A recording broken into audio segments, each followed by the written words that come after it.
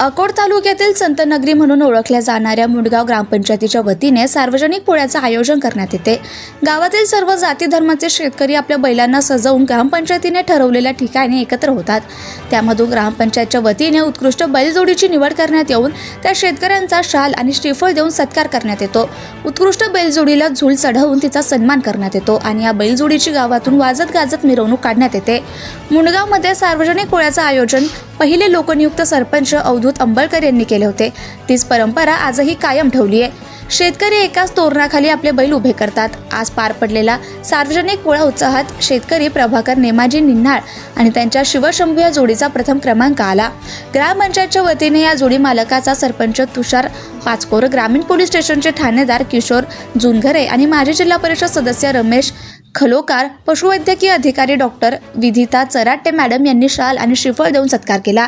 यावेळी कार्यक्रमाचे अध्यक्ष रमेश खलोकार हे होते, तर प्रमुख उपस्थिती म्हणून ठाणेदार किशोर जुनघरे, PSI मीनाक्षी काटोले हे होते। तर यावेळी प्रदीप वानखेडे, काशीराम साबळे, रमेश सरकटे, अभित भाई, ज्ञानेश्वर दहीभात, गजानन वारकरी, डॉक्टर थारकर, पांडुरंग गाडगे, जुगल पिंपळे, ग्रामपंचायत सदस्य सुरेश गवई, इम्रान खान, भगवान गावंडे, नितीन गाडगे, जुगल चिंचोळकर, अरविंद फुसे, अजीज अहमद, विलास ठाकरे, भास्कर पोहरकार, अनिल गाढे, भीमराव सरकटे, दीपक मुंडोकार, गाडे गुरुजी, सचिन सरकटे, बीड जमादार, निलेश खंडारे, शिवकुमार तोमर, राहुल कांबळे, शैलेश जाधव, पत्रकार स्वप्नील सरकटे, विशाल गवई, संजय सबकाळ, राजकुमार वानखेडे, कमलेश राठी यांच्यासह गावकरी आणि ग्रामपंचायत कर्मचाऱ्यांची उपस्थिती होती।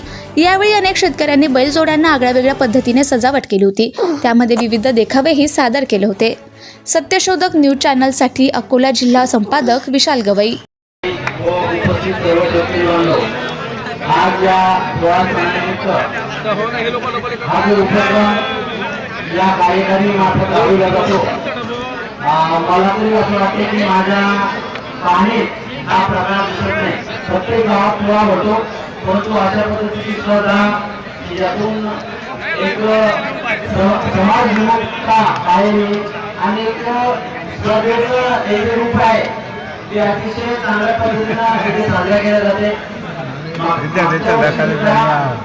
या कार्यक्रमातून अशा स्पर्धेचं आयोजन झालं होतं। ही स्पर्धा आहे ही पूर्वीपासून आपल्या गावाला लागलेली आहे। अतिशय शांततेच्या वातावरणात आणि बहुसंख्येने आलेला होता। ही वारसा आहे हा या गावाला निश्चितच आनंद राहणार आहे।